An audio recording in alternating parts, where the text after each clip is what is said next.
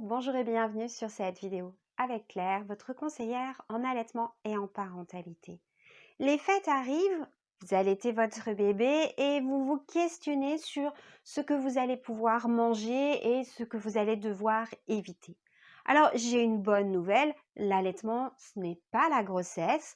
Et si pendant la grossesse, vous avez dû vous priver d'un certain nombre de produits, dont tout ce qui était fromage cru, foie gras, saumon, eh bien, vous allez pouvoir manger tous ces aliments. Pourquoi? Parce que ces aliments pouvaient contenir une bactérie qui aurait pu être nocive pour votre bébé in utero. Cette bactérie, si malheureusement vous la consommez dans votre alimentation maintenant que votre bébé est né, eh bien, vous pouvez être vous malade, mais vous ne la transmettrez pas à travers le lait. Donc ça, c'est une très bonne nouvelle. Vous allez pouvoir manger, eh bien, du saumon, du foie gras, de la charcuterie, des fromages, toutes ces choses que vous ne pouviez malheureusement pas manger en étant enceinte. Il y a la question du chocolat. Peut-être vous avez entendu quelqu'un vous dire «Ah, ne mange pas trop de chocolat en allaitant, tu risques de constiper ton bébé». Si vous mangez du chocolat, vous risquez, vous, la constipation. Mais les éléments qui constipent ne vont pas passer dans votre lait. Donc, une autre bonne nouvelle pour vous, vous pouvez vous faire plaisir et manger du chocolat.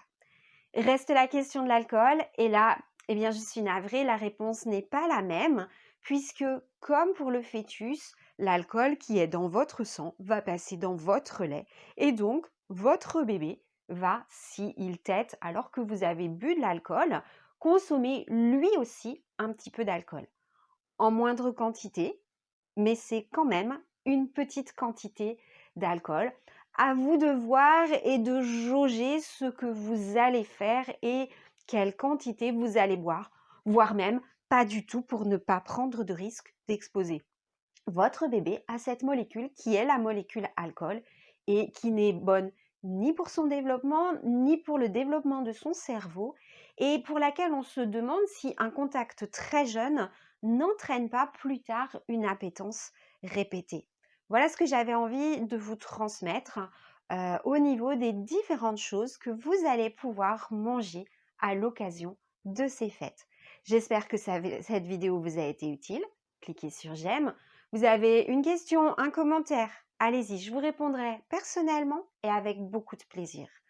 Vous voulez savoir ce qui se passe sur cette chaîne? Eh bien, suivez-moi. À bientôt, j'espère.